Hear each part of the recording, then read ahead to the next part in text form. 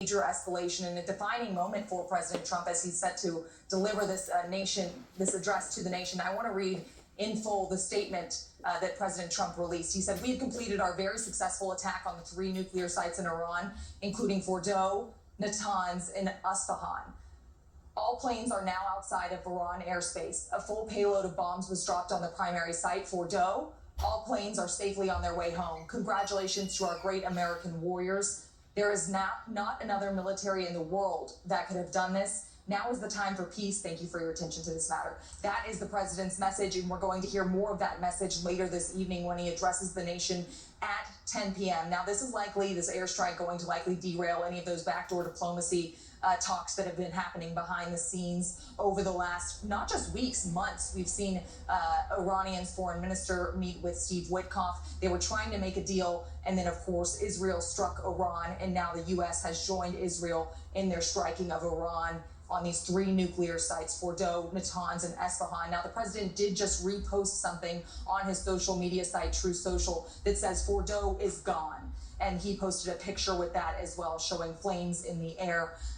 And this is likely the action of those B-2 bombers that were headed to Guam, but it seems have been what were used to conduct these strikes. And we know that President Trump previously said these B-2 bombers are what Israel needed to get deep enough underground to strike that Fordow site in Iran. So this is certainly a defining moment for President Trump. We know he's still in the Oval Office as I speak with you now, Natasha. We've seen members of his national security team outside the West Wing working the phone, Secretary of State Marco Rubio being one of those, Natasha.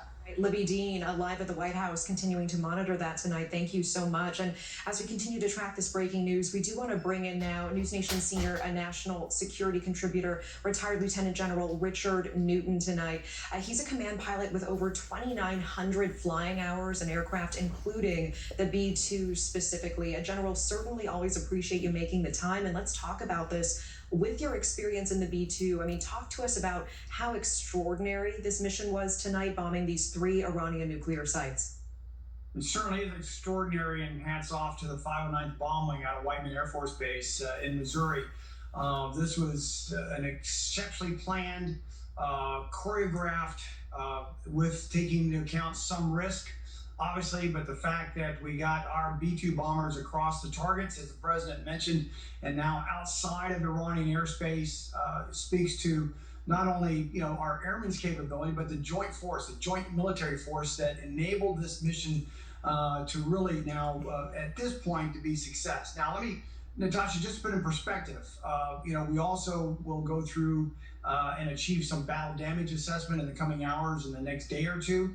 But so far, so good. And this is an extraordinary moment for not only Israel, certainly, but the United States. I think the Mideast has really changed forever at this point. Should we have been successful, and I anticipate we were, and taken out Fordow. Tell me more about that, the Middle East being changed forever. Do you think that this may effectively cripple Iran's nuclear program? Absolutely. On the other hand, if Iran was able to get a nuclear weapon, you and I talked about this before, if they were able to get their hands on a nuclear weapon, that would have changed the Mideast forever. But now the fact that the United States, and by the way, Israel has been outstanding, a remarkable air campaign over the last 10 days to pave the way for this strike by our B-2 bombers. But the fact is that if indeed the United States was successful in taking out these nuclear weapon sites, these development sites as well, that will change the course. I remember hearing this when they bombed Iraq. Should Iran now be denied that opportunity, because they not only put United States interests in harm's way, but Israel, but also the Gulf Arab nations as well. And how the fuck did that turn out? News throughout the Mideast. And give us some insight congressional here, approval, with your huh? background. Okay. These 6 B-2 Spirit stealth bombers Let's taking see how off they from work Whiteman Air that Force out Base in in the math. Missouri. Just early this morning, literally today on Saturday, they were accompanied by KC-135 refueling tankers. Tell me more about this. Roughly how many pilots would you expect in each one of these? It sounds like they did not have to stop and refuel. This is a mid-air refuel. And also, we were speaking with U.S. Brigadier General John Teichert just a few moments ago on the show. He said he feels it's a very real possibility that Guam was never the destination, that this was the mission from the beginning. Can you speak to that as well? And I appreciate John's commentary as well.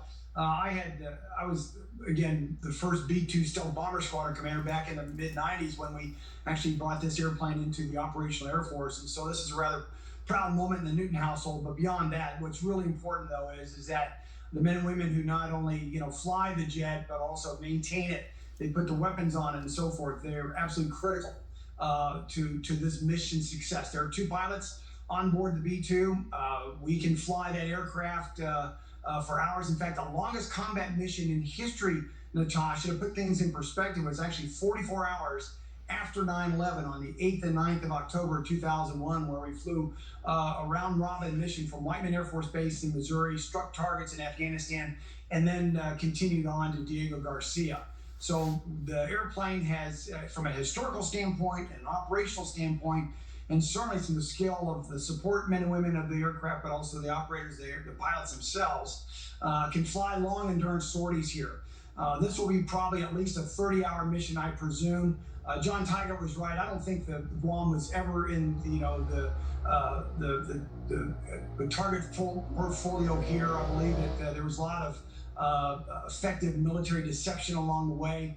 And the fact that we were able to get, it sounds like 6 B-2s across a target is remarkable. But to back up, this is, however, we make this, the United States makes this look like it's easy. It's not. It's extraordinarily complex. There's lots of challenges. There's up to minute last changes.